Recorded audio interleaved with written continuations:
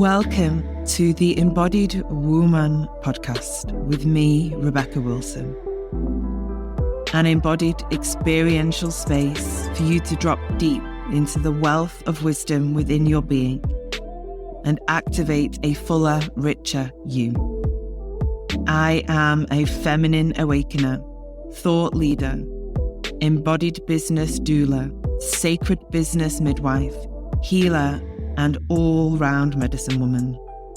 I am here to guide women deeper into their essence and power, to activate their life force, awaken pleasure, and support them to live an embodied life. I will help you birth your visions, dreams, creations, desires, and sacred business into the world from an easeful, embodied, and rooted place within.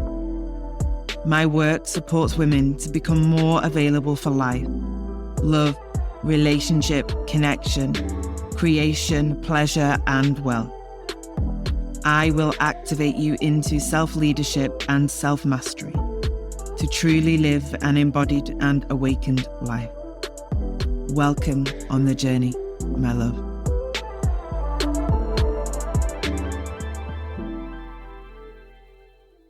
Hello, everyone, and welcome to the Embodied Woman podcast with me, Rebecca Wilson. And today I have the one and only Tamsin. Tamsin is a somatic coach, a writer, and in my words, an all-round goddess, a deeply sensitive human who's here on earth supporting entrepreneurs, artists, and conscious leaders in their own form of leadership, guiding them through and in body-based wisdom. Yes. Yes. So one of my favorite humans. Thank you. I always feel like the carpet is rolled out for me by you, Rebecca. It's so lovely. I just love you. You bring so much joy to my life. So thank you. Thank you. You know, Tamsin, you inspire me so much because you just are you. And that is something that I adore about you. Trying to be. It's ongoing though, isn't it? Absolutely, as the layers and layers are revealed. Yeah, there's always more. Always more. But thank you for saying that. It means a lot because that's how I endeavour to live. Yeah, I just feel like, you know, I'm sure that there's been a journey for you in that. And I'm sure, like we say, there's been layers of healing and all of that to peel back. And I would love for you to share into that.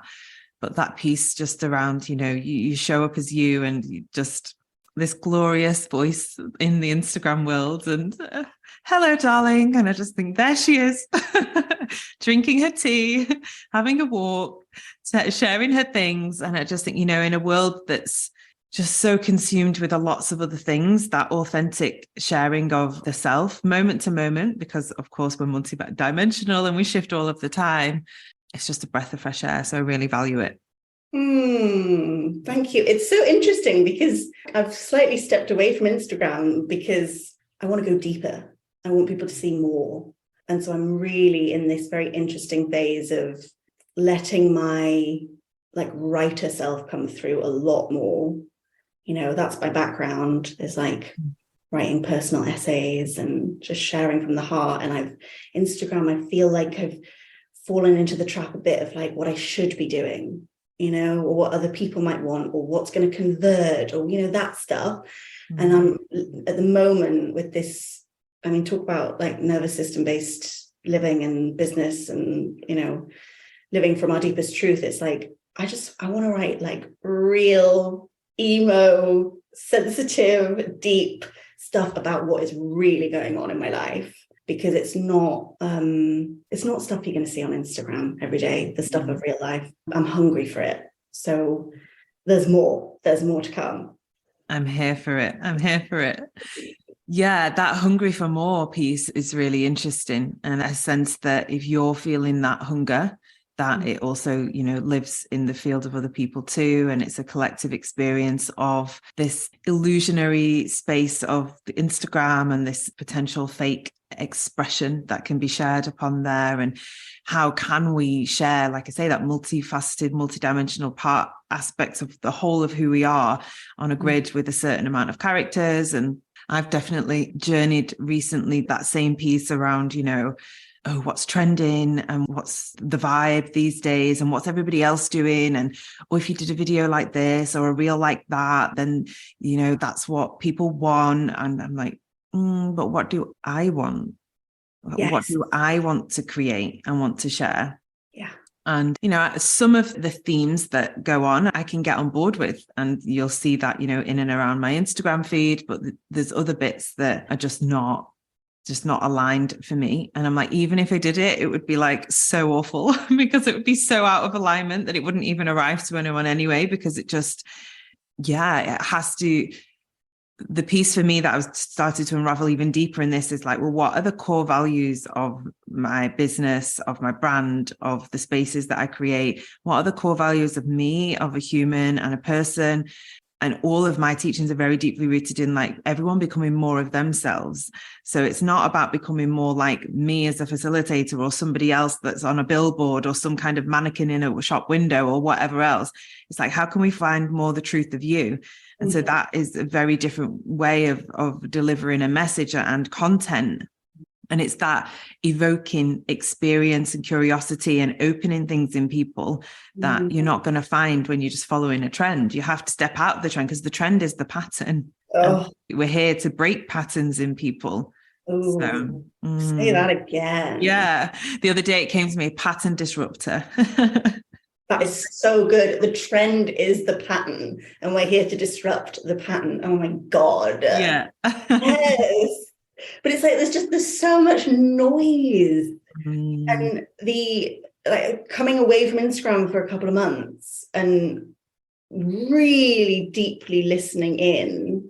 I mean, maybe not everybody needs to do that, but I've certainly had to do that, because that true, authentic expression of who you are, it's really hard to hear that and see that and feel that if you're just constantly bogged down in the noise of what other people are doing. And I think that's the majority. And so when you have somebody like you coming through and like, I'm just going to follow what is good for me. And my mentor said to me the other day when I was talking about wanting to write deep, long form stuff, I was like, there's a part of me that wants to set a goal and like, you've got to be consistent, like how many times are you going to write, or like how many times are you going to email your list, or how many times are you going to post?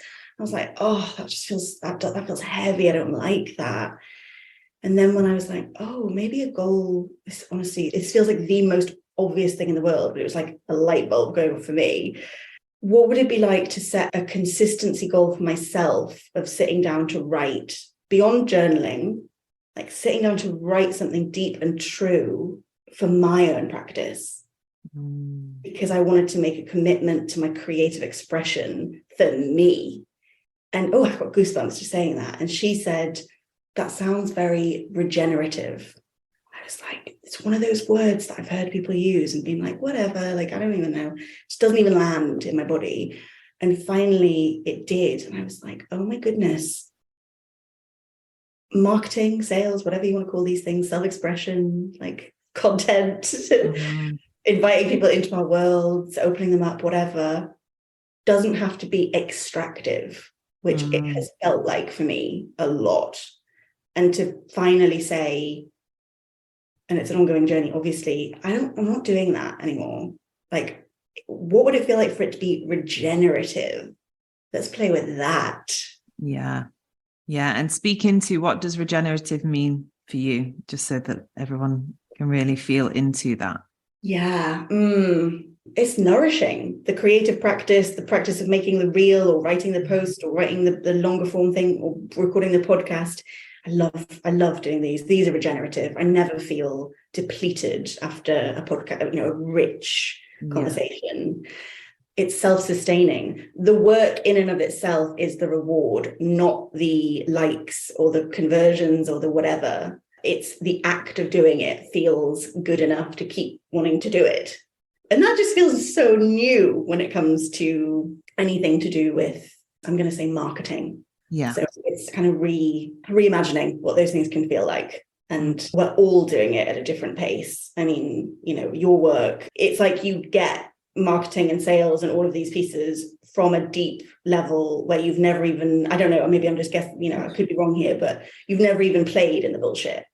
Like maybe you'd be tempted by it for a second, but like, you're just like, no, I'm going to really self-source and like say what's deeply present for me and know that my people are going to come towards me.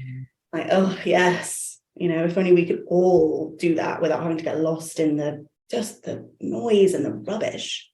Yeah, I hear you. It's that self-sourcing feeding back into, so the loop of, so nothing gets like extracted or depleted. We're not feeling like, worn down or in some kind of nervous system response or reaction to, and like less energy than we had before, which of course on a much bigger scale is what's been happening to the earth for such a long time. And this like extraction, take. And it depletes and doesn't give time for the cycles and the seasons of life and energy and the fallow and the seeding and the growing, and however we see it in different, like whether it's the cycles of the moon or the cycles of growing in nature and farming. It all has a play, and everything that is in creation is in that cyclical way. But when it's just in this one line of like take, and nothing gets fed back in, or it's like you say, it's in that or it has to be done for this rather than just being done for the sake of being done. And that's that feminine bit that really is coming into, say, business creation even deeper, and the way that we get to choose to lead ourselves ultimately. What came to me when you were sharing was like, oh yeah, I made so many like online courses without ever thinking about, well, how will they get marketed? Where will they go? And they're just like there. And I was like, well, I just love making them. I just love making them. And it's like this little innocent, maybe like a child part, or just this innocent part that's like, I didn't think about what would happen with them. I just made them. I just liked it. I like recording the practices and I like making the PDFs, and I had lots of fun, and that creative expression that lives in that. Yeah, it's really fulfilling actually. Yeah. Oh, I love that. I just love everything that you just said about the cycles and the fallow periods. Like, yes. And it's so challenging, I find, talk about the pattern or the trend of constant growth, constant go. It's really challenging to create something new or remember that, our truest nature. I just thank you for just bringing that in. It feels so good.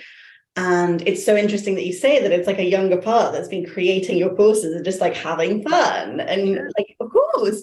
And it's so interesting because there's a much younger part of me that's saying, we've always written these long, deep pieces, Tamsin. You've just forgotten about me for a few years. Like, I've been right here. I'm a bit annoyed that you've forgotten me.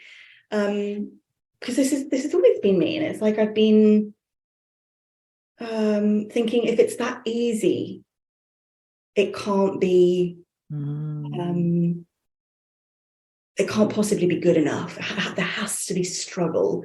I have to do something that feels stretchy and challenging. And it's like, well, what if creating online courses felt fun and playful? I don't know a lot of people who find creating online courses fun and playful and just like, oh, this was so easy and nice. It's like, right, got to do the course about how to create the online course, do it by the book, do it by somebody else's framework.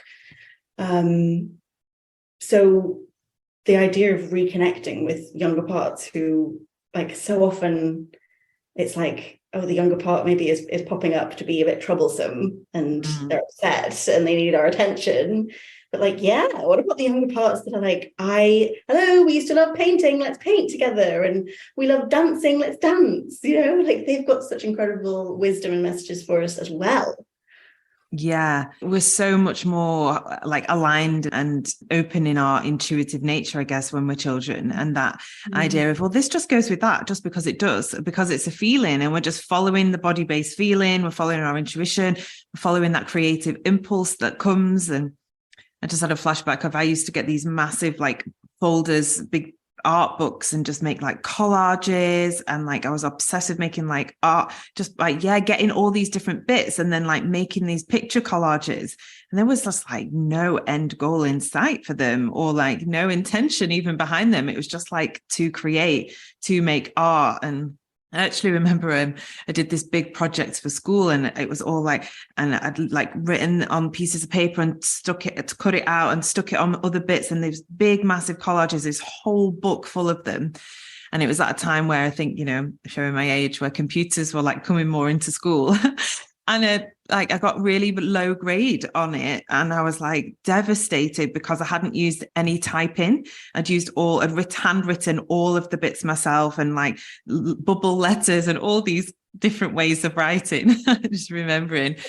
And I remember sitting with my mum and crying because I was like, and it took me hours. And I was like, I put so much more effort into it than anyone else. It was like a masterpiece.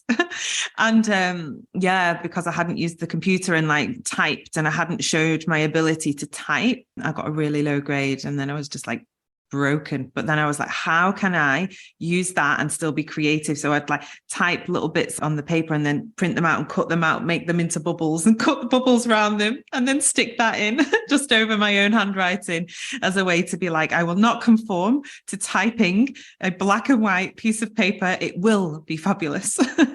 Oh my God, it sounds fabulous. Yeah. Upgrading of our creativity. Who ever thought that was a good idea? And it's like, as we're talking, it's, thinking of the path to authenticity and allowing ourselves to be in our fullest expression. And like, we come into the world like that. And then there's just all the crap piled on top of us, all of those messages of like, you've done that wrong. Like, how could your creative expression ever be wrong? It's ludicrous. Yeah. I've spent all these years untangling all of that to get, like, goodness, I'm only in my 30s and I feel like, oh, hallelujah, I've got so many more decades to be this person. Yeah. But, it can be decade after decade after decade of false conditioning and wounding being put on top of you before you even maybe are lucky enough to be able to untangle some of that. And it's like, what are we doing? I know. I actually remember when, like, later on, after I'd come out of education, I went in to study naturopathy and nutrition. And I was in this first year of the course. And on one of the exams, there was like, there's very like yes, no answers in a lot of that because it's science. But there was this one piece at the end that was like, in your own opinion, describe the relationship between, natural, allopathic and medicine. And I was like, okay. So I just wrote from my piece. And actually it was very nuanced, I felt. And I got a really low grade again. And she said, you're going to have to rewrite this.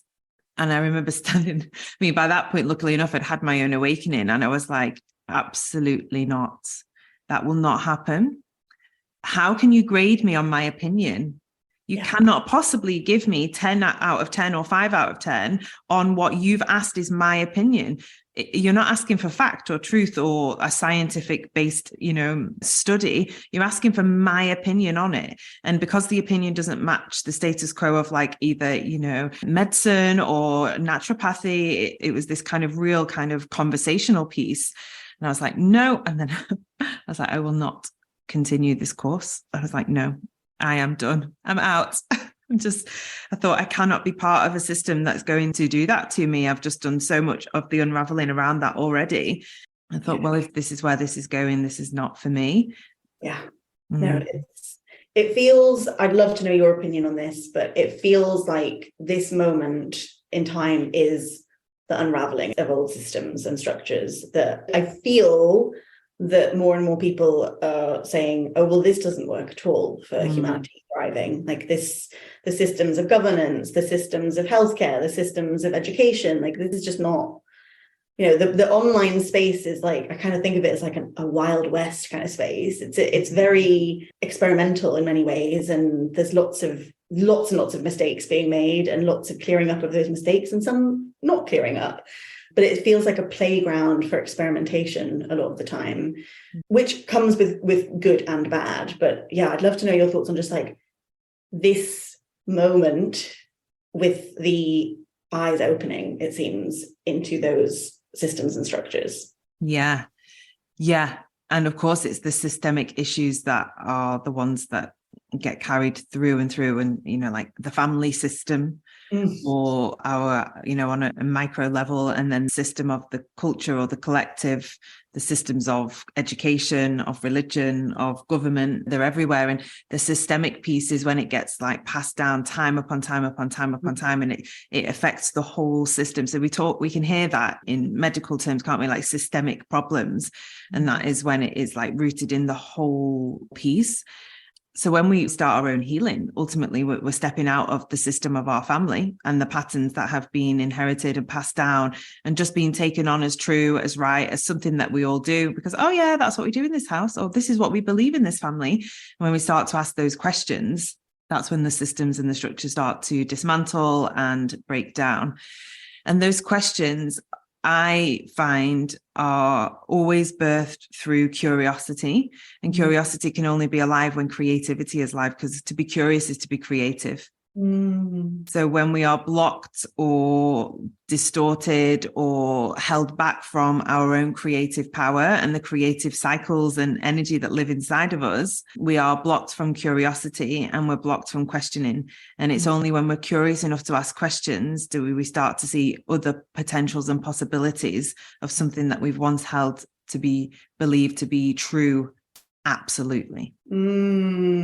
Curiosity. I used to have a business called Curious Souls. It is such a magical quality.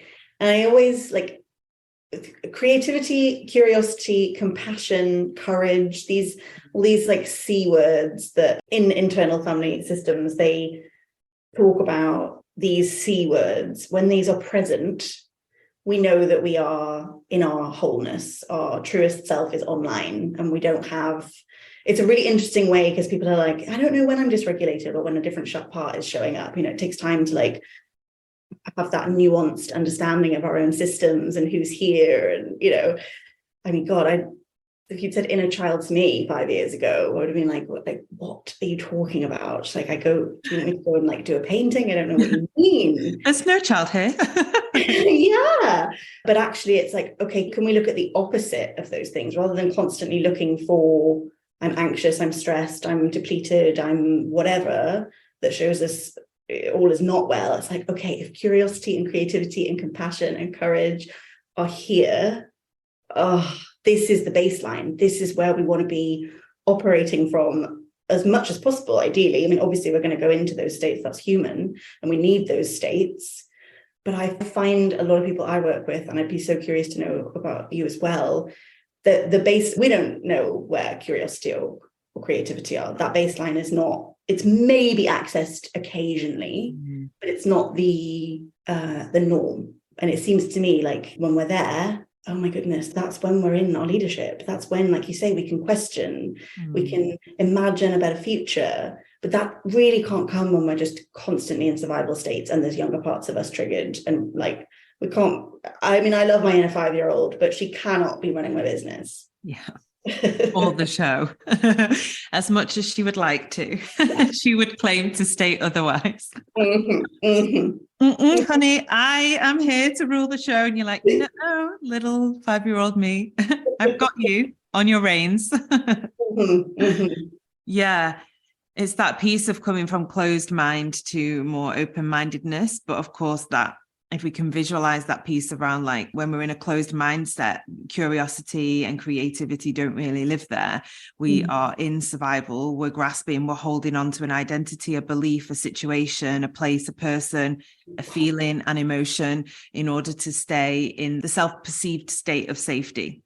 If I hold on to this to be true, then I am safe because it's been true for me all of my life, or it's been true for my mum, or it's true for my dad, or it's true for the family system. This is what we believe in. This is the ideology that we carry. These are the belief systems or the patterns. Nothing can shake me, and that is a very contracted state to be in, but it allows us that self-perceived idea of safety. And when I say it like that, because that isn't the cultivation of true safety. It's just the grasping onto, the holding onto. What I've recognized in my own journey is that energy or that process requires an incredible amount of life force to stay holding on to.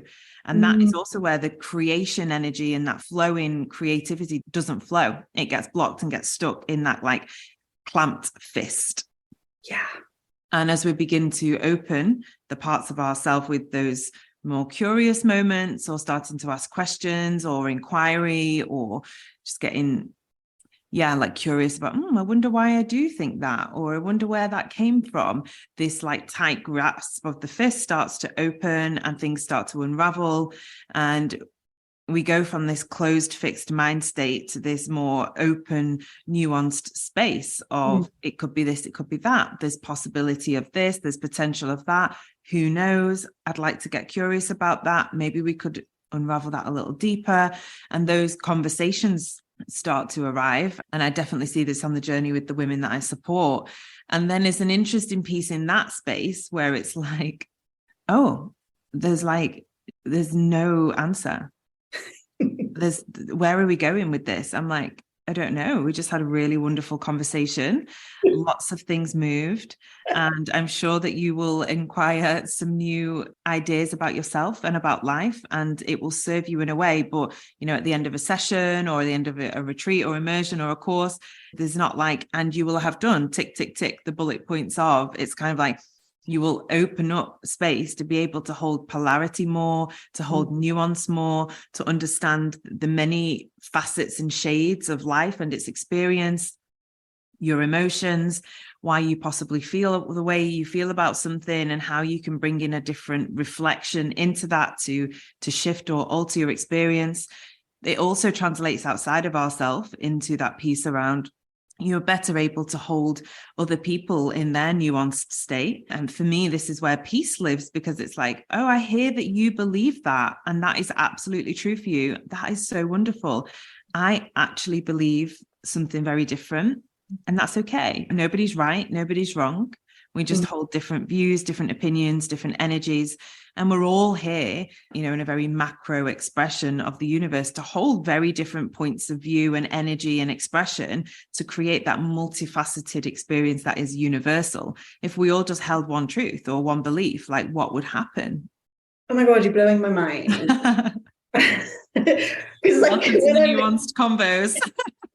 Well, as I'm listening to you, first of all, I was like, yeah, and then there's all those business coaches out there who are just telling people what to do instead of letting them have their own experiences and come to their own conclusions and experiment and see what happens. And there is this gripping of like, if I do these steps that this person who's got the goal that I think I want, then I will get said result. And there's like huge amounts of disappointment, there's resentment. I mean, it's all sorts of different things that go on in that. And then I see you and I and others, though I think it's still quite fringe. I don't really have a sense of it, but saying like, oh, I wonder what would happen if we did business through our own embodied wisdom. And I'm sorry, but I can't guarantee you anything. Like, this is just an adventure we're going on together. I'm going to hold you. I'm going to be with you. I'm going to be your mirror. I'm going to, be with all those tender parts of you, and I'm going to celebrate with you. And this is what I can give to you. But it's very different to we're going to build a funnel. We're going to write your copy. We're going to scale your business to X figures, which to me seems like the more mainstream way of doing things. Maybe I'm being judgmental. And then you go on to say, we're this multifaceted expression and we need all this difference. And I'm like, what? I think everybody should do it the way that we are doing it. Yeah, but not everybody's at that point in opening, I guess. And maybe not everybody needs that way. Some people's nervous systems maybe can operate in a different pattern in business. I mean, I'm sure it's similar for you, but for me, I definitely gravitate into my world like highly sensitive, highly intuitive, highly empathetic women who are deeply connected into the rhythms, or are awakening to those rhythms of their own nervous system, their cycle. They're aware of the family system patterns or what they've inherited or brought forward, and they want to change and shift that. And like we say, all of that can't be found in a PDF telling you how to build an email funnel, because that will just be like, frozen, fight, flight, freeze, fawn, something's happening and I'm shutting down, I'm shutting out, I'm leaving, I'm playing dead, or I'm going to resist it completely. So it's like, how do we create a culture where women who are awakening that are having big, profound spiritual, emotional, physical awakenings, that are empathetic, intuitive, sensitive, and all of these things sometimes historically in modern day world can be like, oh, she's very sensitive, and it's like, well, actually, these are your powers and your gifts, and it's cyclical, and you feel the 4 points of your menstrual cycle or the 4 points of the moon really deeply. A traditional business model isn't going to support that.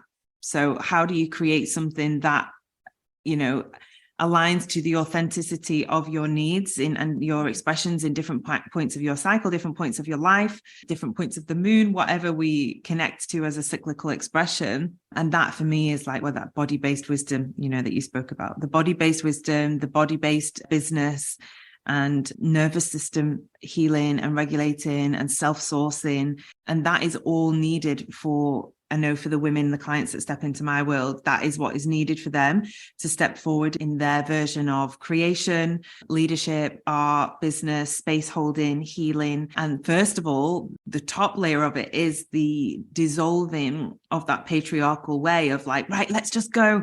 And it's like, sometimes they'll come onto a call. It's so fascinating. I wrote a post about this actually, like the things that we explore in body business that you wouldn't expect. And it's like childhood wounds, family system patterns, relationship with your mum and your dad, motherhood, being a woman, your menstrual cycle, childhood, lifetime trauma, relationships. And sometimes we'll be so deep in that in some of the containers that I have. And we were like, we didn't do much about like the business today. I'm like, honey, we did everything to do with the business today. 100%. It was that little part of you that's terrified of being seen, or has always been told your voice doesn't matter. Be pretty, don't be heard. That's the part that won't speak up on Instagram. That's the part that won't post the picture. That's the part that's got all those blogs saved in your laptop but isn't posting them anywhere. And they're like, oh, I'm like, here we are. Yeah. Oh my God. Yeah. Like literally every single word. Yes. Because I've definitely got a part that over the last few years has been saying, do the strategy with people. They want the answers. And I'm like, but we seem to be getting guided towards this pattern with their mother or whatever it is, like trust that. And of course, it's an unwinding and an unfolding that isn't really something you can put into a 3-step framework, unfortunately. Yeah. It's mysterious and it takes a lot of non-attachment outcomes. It's beautiful but challenging. I love every single word that you are saying, and it's so interesting because yesterday I went into a coaching call and was like, I've noticed that on my to-do list today I had journal some ideas. I've opened a Substack, so this is the place where I'm going to write these longer pieces and be really free, be really, really free. And I'd said to myself, okay, all you need to do is journal for an hour or so about some ideas, just let it all come out. And I sort of hadn't done it.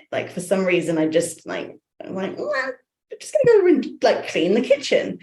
And so I came into this call, I would love to gain a little bit of clarity about what I would like to be sharing on this Substack. And there is still a part of me that's like, okay, let's talk about it. Let's strategize about it. And we'll come to some kind of answer. And of course, what we actually did was go deeply into the body, hear from some of those younger parts that when I'm saying, oh, I'd really like it to be a journal space where I just share, honestly, it doesn't seem very strategic, but that's what's coming through. And then there's a younger part, a much, much, much younger part that's saying, that's dangerous. You're too sensitive. You're too much. You're too emotional. People can't handle you, because that's the message that I was given in childhood, and to be able to turn towards that part and say, I'm so sorry that I've ever shut you down. Your sensitivity and your emotions are, like you said, they are your superpower.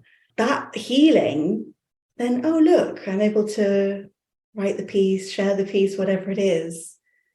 It's not a strategy session. It's very different, much more profound, in my opinion. Oh, I feel emotional, just feeling that tender little part, and also recognizing that in that feeling, I feel my own tender little part that also felt too emotional, too big, too much. Need to pack it all down and block it somewhere inside, and then it gets trapped in the body, and ailments and aches and pains, and trapped energy and emotion and distortions. And, for me, it's been a real journey of body-based unraveling, never really manifesting like an ailment or a diagnostic illness as such, but just like all these emotions that get stored inside of us and like we suppress and press down, and they're the parts, however we see them, whether it's an old memory, an energy, an emotion, a young part, a child part. And they're the parts that rise up in these false beliefs of truth, if that makes sense. So we can call that the ego, can't we? But often the ego gets a bad rap and it's like, oh, the ego. And it's like, actually, it's just like, if we take the ego's like, villain cape off, it's just a part that wants to protect. And so it's like, no, it's really not a good idea to write blogs and put them on the internet. You should cancel that Substack. And it's like, oh, that sounds so true. I am like on board with you. I hear everything you're saying. And it's like, actually, hang on, that feels really true. So let me just get curious around it. Why does it feel so true? Why am I so attached to it? Why am I running with that thought? And it's like, because it's trying to protect the little part behind it that's going, no, I don't want to share my voice. I'm so scared. And that villain / superhero, it's the double-edged sword, comes in like, whew, ego. No, blogs are a terrible idea. Your, Substack is awful. You should never post on Instagram, whatever the thing is that we have. And then it's like, I seem to be, I can't remember what the energy is. Like I seem to be adamant about this. So I'm guessing that there's an energy into it. Like, no, shut it down. I'm done. It's like, oh, that feels a little strong. I'm out of my curiosity. I'm not creative with the potentials or the possibilities that could be alive in this. I'm not willing to have a conversation around it or find any nuanced pieces. I'm probably in a wound. How about we sit with it for a little while and we can have a little, and this is all chats within, like we can have a little chat and see what we might come up with. Yeah, it's the work, isn't it? It's like, I find it amazing how little actual like work I do. Yeah. Because I'm doing this. And it's so interesting because I feel like I've kind of stepped into a much more of a space. Maybe this is a cyclical thing, I don't know, but much more of a space lately of allowing, just really allowing and knowing that all of this work that's been getting done, all of this nervous system repatterning and allowing, finally, after years of work, allowing my system to feel okay with slowing down. Oh my goodness gracious. To finally be in a place of really being able to listen. I mean, it's forever ongoing, of course, but this particular moment I find myself in is slow and open and allowing. And it's the opposite of that grip. It's an open hand of, I can be true to what's deeply resonant for me, and the right things will come towards me, the right people, the right opportunities. Yeah. I will be provided for. It's all good.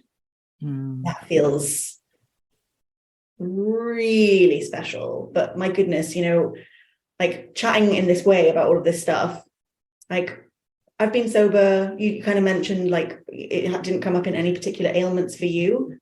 Like, fucking hell, I hope it's okay for me to swear, but like, I had so much shit, like so much terrible relationships, addictions, carrying around lots of extra weight, carrying around hardly any weight. Like it was, really manifested financial problems. It manifested in kind of like all the ways that you can think of without there being a serious health problem. I know people come to their healing through so many different ways. But for me, it was, okay, I have been handed down the conditioning that we don't feel our feelings, we smoke them, drink them, numb them in whatever way is necessary. And that's taken years of work to be able to get to a place of sobriety. I'm very happily 2 years sober at this point. I feel like I say this every single day. It's not an overnight job. It's not an overnight job to unravel, and nor should it be. Who wants to see the truth of everything overnight? I don't. Thank goodness it happened just a little bit by little bit by little bit, so I could finally get to this place. Yeah, so I often sense those miracle pills that get sold, like, do this 3-step and your life will be changed forever. This one meditation. And I'm like, that just breeds trauma for me, because it'd be so traumatic to wake up to and shift everything in a 20-minute meditation that you've been carrying for 10, 20, 30, 40, 50, 60 years of your life. Like, sorry. And also all the genetic coding and the imprints that have been passed on from your conception, your mother's womb. You know, I mean, even now we can recognize the seminal fluid of the father, and how that all has an encoding into everything. It's just so fascinating. We're not just going to like fall asleep one night, do a little meditation, wake up the next day like, ta-da, I am now like, you know, awakened and conscious and all of that. And it rightfully does need its time for unraveling. And we also go through seasons and cycles of that. There'll be a period of it, and then everything will settle for a little while. And then it's like, whoop, here it is again. And that's part of the dance, isn't it? It's part of that thing that we've kind of stepped into and said, yep, I'm here for this. And it's forever unfolding into greater depths of knowing oneself. Yeah, but I wish I had this dish to show you. I've packed it away because we're moving house next week, but it's this beautiful spiral dish that a wonderful artist called Bethan Axford made for me. She has just the most beautiful offering. Talk about a soul offering. It's called the Story Talisman, and you sit with her for a few sessions and talk to her about what's alive for you, and she goes and makes you this bespoke object. And for me, she came up with this spiral dish, and I love to look at it and remind myself that healing is like a beautiful spiral, and goodness gracious, I find myself back. I'm like, oh, I'm back here again. Okay. But instead of beating myself up the way I used to, like, I thought I'd healed this, I thought I'd moved through this, why am I back in this pattern? I'm like, okay, I see you, but actually it looks different from here. Like, okay, these things may never fully go away, but I'm coming into a new relationship with my past, with different parts of myself, with my nervous system. It doesn't have to be fixed or healed or gone. It can all be here, but I'm going to be this like tender witness to it all instead of getting caught in the storm of it.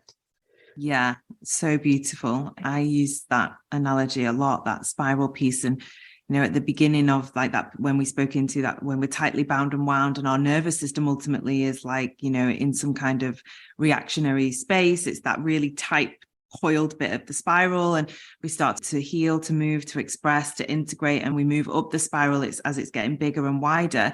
And it's like, can we breathe space between the reaction and the response? Breathe more space between the reaction and the response. Can we create more space? And then ultimately we step out of those reactionary patterns that are so embedded in our nervous system just to protect us. We fight, we flight, we freeze, we fawn. That spaciousness of that bigger part of the opening of the spiral is that space where the curiosity and the creativity and the inquiry lives. Like, I see, I feel that familiar feeling. And I recognize that something happened outside of me that has touched something that has brought that forward. So then we're not in like, you did this, I hate that, you know, those like challenging relational patterns. And it's like, and what part of me needs to be held in this? And it's that space in between. Because sometimes, like you said so beautifully, we don't move everything from the core of the cells of our being. We just create enough space around them so that they're not like running the show. Yeah, for sure. I love that. I used to ask my trauma coach, when am I going to get all this trauma out of me? Yeah.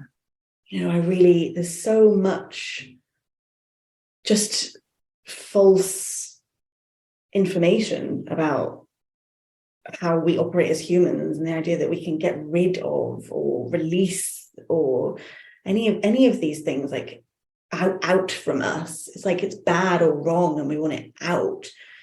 To actually, you know, she was very much like, well, I don't think it's about getting rid of, I think it's about coming into relationship with.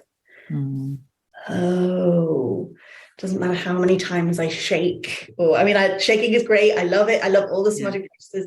They're amazing. But okay, that's still me in a battle with myself. And I don't want to do that. Yeah. You're in the pattern with the pattern, which is reject, deny, abandon. Like, if I could just get this out of me, then everything will be okay. So you're rejecting the rejected part. You're abandoning, oh, I'll just leave that there. You abandon the abandoned one. You deny the denied one. You leave the one who was always left. You don't pour love into the one that feels unlovable. So it's about pulling them more in to create more space from. But the more we try to push, reject, deny, abandon, the deeper we're triggering our own wounds. We're like actually in our own wounding cycle with ourselves by going, I gotta feel really like anxious. So I'm just gonna like, push you right down. Like, you need to go away. And then that anxious part is like, oh my God, you're like making me feel even more anxious. And rather than like, oh, little one, let me scoop you up. What are we anxious about right now? So good. And so, like, I feel like with the nervous system regulation conversation that is happening in a big way, and there's so many beautiful things with it, I feel like this is one of the most important pieces that's getting missed sometimes. Of regulating your nervous system is not another thing on your to-do list to get rid of uncomfortable feelings.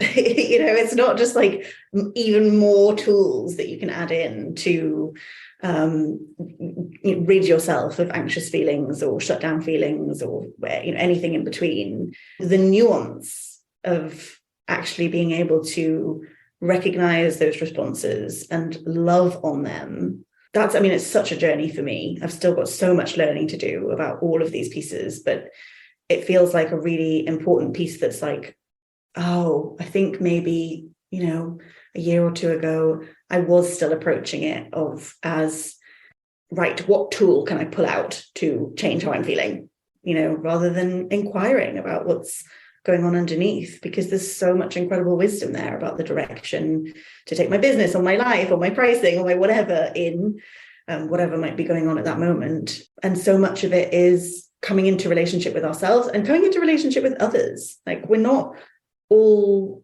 meant to be going off and doing all of our healing on our own and pulling out all of our that's the way I would have much rather have done it. Like, I don't want to have to be in relationship with other people and be vulnerable with other people.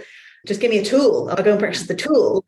But it's about co-regulating with one another. And it's such a courageous step in our healing and in our businesses, to actually be able to be that safe place, whether we are practitioners, space holders, whatever, to be that safe place for others. We have to allow ourselves to receive that as well. Yeah. And it is that true piece of like, we can guide others only into that which we've led or been guided into ourselves, and no wrong or right or shame, but if we're in those patterns of pushing things away inside of us, then we'll most likely deny or push them away in others too, whatever the form of relationship is. And for me, the pieces that come in are like befriending the stories and befriending the patterns, so that you can come into right relationship with them. So that they're not in the relationship of overruling, taking over, reactionary, ruling the life, like, that book, like the chimp ruling the life rather than the human. There's so many different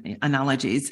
It's like we come into right relationship with the wounds and the patterns so that they don't rule the show, but we recognize their needs within us evolving through them. Yeah, so beautiful. Gorgeous. Oh my gosh, we could talk for hours. We'll have to do a part 2. Yeah, let's get on to the proper business stuff, Rebecca. We've been talking too much about the nervous system and healing. I have no words for the business, apart from what came to me was like, which was quite a good little insight. I was like, oh yeah, the strategy could just be put in a PDF.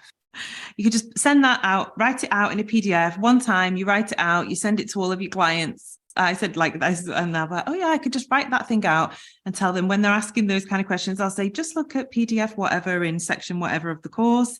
And I'm more interested in the part of you that's long asking for that. Let's start there, and it's like the resource is there. You can read the 1, 2, 3 step, but I'm interested in the part that's asking for that, and potentially what you're trying to step out of or leave whilst for asking that question. Ooh, yeah. Let's begin there. And it's like, oh, there's a glitch. Oh, Zoom, freeze. Bye. Such deep truth. Such deep truth. Gorgeous. Thank you, my love. It's been a pleasure, as always. So let everybody know where they can find you. Yes. Please. find me on you'll soon be able to find me on my Substack, of course. But I think my website is probably the best, tamsincrimmers.co.uk. Sign up for my email list. We're going to go deep together. If you're up for that, come and find me. Yes, I highly recommend that you step into Tamsin's world, and I will pop your links in the show notes of this episode so everyone can find you there and they can see what you're creating in the world, and they can step into your world and they can share a bit of themselves with you as you do with them. Thank you so much, my love, for being here. I'm so grateful, and love you very much. Thank you, Rebecca. Such a pleasure. Wonderful. Thank you everyone for listening, and have a beautiful day.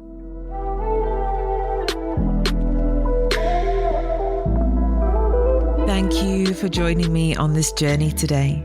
If you loved this musing and sharing, I would love for you to share this episode far and wide. You can arrive into all of my offerings at rebecca-wilson.com. Links to dive deeper with me are in the episode notes.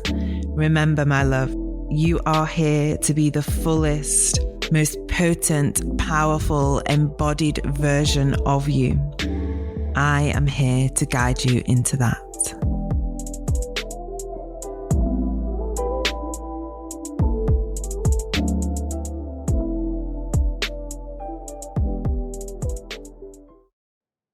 Hey, love. I'm dropping in here to welcome you to join us in our online community membership, The Village. I created this space for women to gather, to return to themselves, to deepen the connection and the relationship with self, whilst held in a community of like-minded women walking the journey and the path of their own awakening.